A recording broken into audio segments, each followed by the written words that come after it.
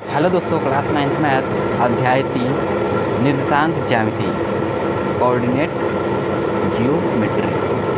ठीक है, तो आज के इस वीडियो में अध्याय 3 मतलब सिर्फ एक ही वीडियो में चैप्टर 3 खत्म। क्यों?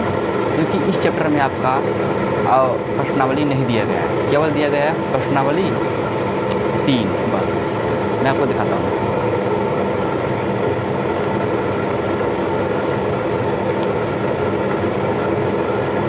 देखो, प्रश्नावली 3 केवल दिया गया है और इसमें आपका टोटल है प्रश्न 1 से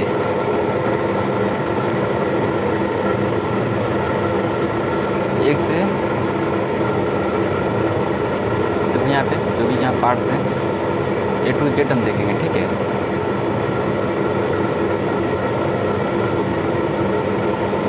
एक से आपका दिया गया है 16 तक, 16 नंबर तक। तो हम A to Z प्रश्नों को हल करेंगे, मतलब उसका नोट्स देखेंगे और हमारा चैप्टर नंबर 3 हो जाएगा कंप्लीट सिर्फ एक ही वीडियो में। ठीक है, तो हम ऐसा करते हैं ना, इस चैप्टर 3 को A to Z प्रश्नों का नोट्स देखने से पहले मैं आपको दिखाना चाहूँगा इस चैप्टर के बारे में, इसका इंट्रोडक्शन। ठीक है, और हाँ, बैकग्राउंड वाइज कुछ ज़्यादा हमारा आ रहा है। ठीक है, क्योंकि पानी वाला मोटर चल रहा है ना, इसीलिए बैकग्राउंड वाइज कुछ ज़्यादा आ रहा है ना, तो इसलिए माफ़ करती हो भाई। ठीक है, चलो चलते हैं हम आगे अपने। देखो, ये हमारा चैप्टर नंबर 3 निर्देशांक ज्यामिति कोऑर्डिनेट जियोमेट्री, ये चैप्टर का नाम है।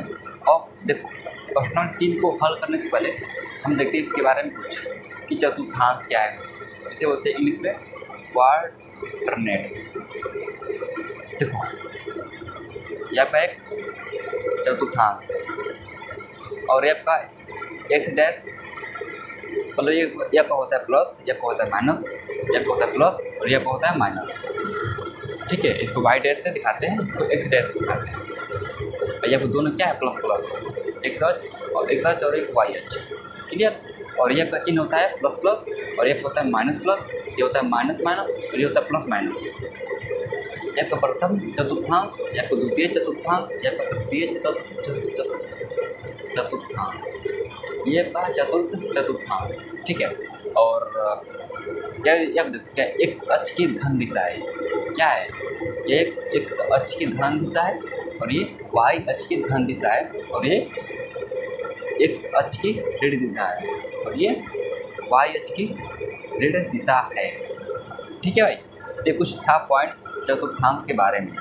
ठीक है, बस आप चिन्ह याद रखो और चतुर्थांश याद रखो और बस सिंपल बात है। ठीक है, चलो अब देखते हैं इसके बारे में। ये तो हमारा नंबर 1 पॉइंट था। ठीक है, इसके बारे में ये हमारा नंबर 1 पॉइंट है।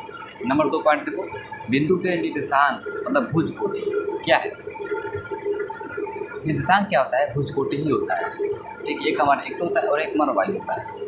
ठीक है, हाँ, ये आप याद रखना है। नंबर 3, एक्स अक्ष पर वाई क्या होता है? 0 होता है। एक्स अक्ष पर वाई 0 होता है और वाई अक्ष पर एक्स 0 होता है। ठीक है, ये पॉइंट्स कुछ नहीं, याद रखना है। एक्स तथा वाई अक्ष जिस बिंदु पर मिलते हैं उसे मूल बिंदु कहते हैं। एक्स तथा वाई अक्ष जिस बिंदु पर मिलते हैं उसे मूल बिंदु कहते हैं। देखो यहाँ पर वाई अक्ष है, ये हमारा एक्स अक्ष है, यहाँ क्या है? मूल बिंदु है। ठीक है, तथा इन भुजाओं से चतुर्थांश बनता है। क्या है? चतुर्थांश हमारा बन चुका है। ये कुछ था पॉइंट्स तो आपको याद रखना है। ठीक है भाई, बस कुछ नहीं, बस 4 पॉइंट है, आपको याद रखना है। अब इसके बाद से देखते हैं प्रश्नावली 3 जो भी हमारा A to Z प्रश्न दिया गया है। बस हमारा प्रश्न 1 से 16 तक है, तो फटाफट हम देख लेते हैं इसका नोट। क्वेश्चन नंबर 1 का हल हमारा ये हो जाएगा इस तरह से, 36 और ऊर्ध्वाधर। ठीक है, इसका हल हो जाएगा। ये कुछ पॉइंट है, एक्स अक्ष को 36 तथा वाई अक्ष को ऊर्ध्वाधर रेखा करते हैं। ठीक है, ये आप समझ सकते हैं। एक्स अक्ष कैसे करते हैं? एक्स अक्ष को 36 बोलते हैं और वाई अक्ष को ऊर्ध्वाधर रेखा बोलते हैं। चलो अब देखो क्वेश्चन नंबर 1 का सेकेंड पार्ट।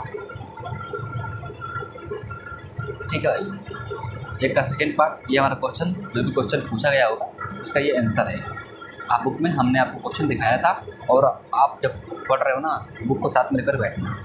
और हमारा वॉइस आपको ज़्यादा समझ में नहीं आ रहा होगा क्योंकि मोटर चल रहा है ना, तो आप मैनेज कर लेना, ठीक है।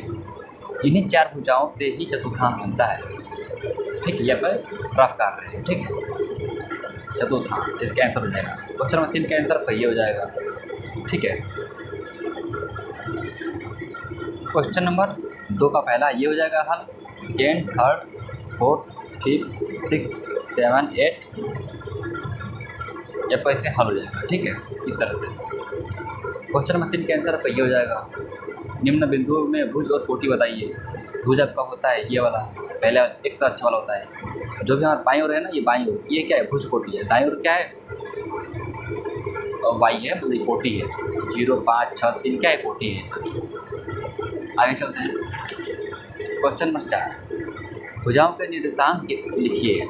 भुज 0, कोटि 5, भुज 3, कोटि 1, भुज -5, कोटि 0। इसको मतलब सारणी के रूप में लिखना है, ठीक है। तो एक भुज वाला ये कोटि वाला है, और एक निर्देशांक, ठीक है। दोनों को जब मिला देंगे ना वही हमारा बन जाता है निर्देशांक, ठीक है। चलो क्वेश्चन 5, बिंदुओं के निर्देशांक बताइए, ठीक है। देख कर बताना है बिंदुओं के निर्देशांक। क्वेश्चन नंबर 5 देखते हैं इसमें कहाँ है। ये हमारा क्वेश्चन नंबर 5 मैं आपको दोबारा दिखाता हूँ, ठीक है। इन्हीं में से आपको देख करके और बिंदु के निर्देशांक बताना है, ठीक है भाई। चलो मैं आपको बताता हूँ उसका निर्देशांक।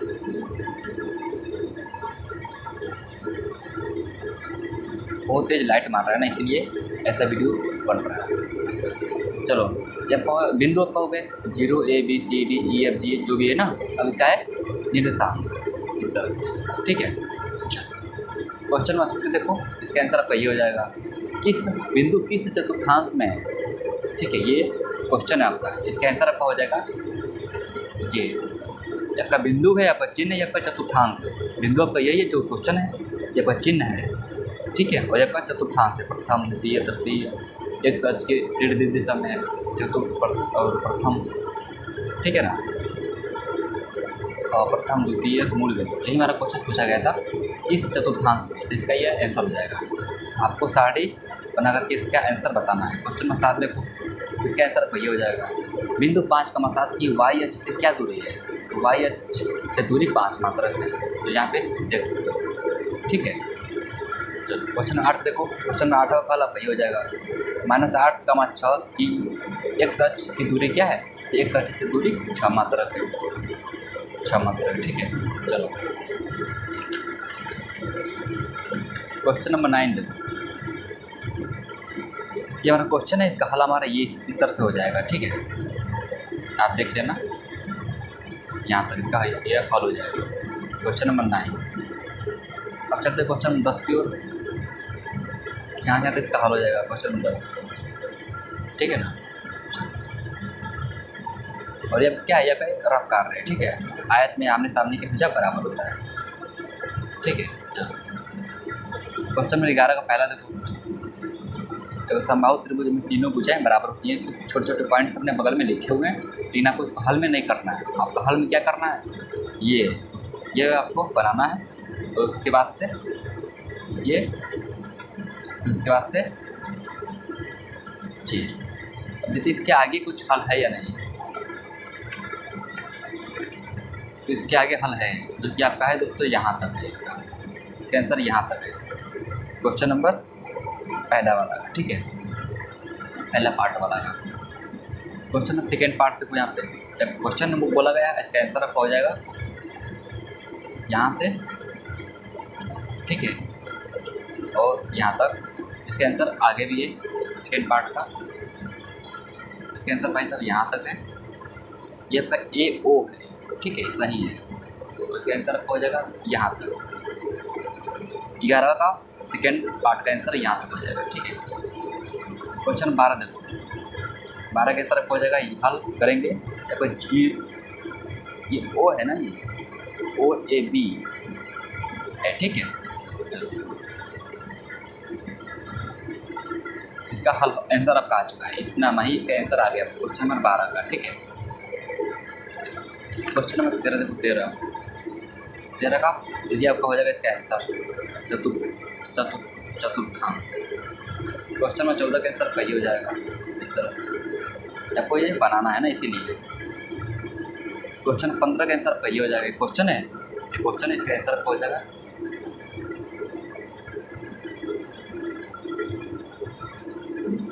इसका आंसर हो जाएगा यहाँ से, आपको इसका आंसर है इतना बड़ा सा। ठीक है, एक कट गलती हो चुका है। ठीक है, तो यहाँ से यहाँ तक। ठीक है, या जो बिंदु है ना, इसको आप आगे बढ़ा सकते हो।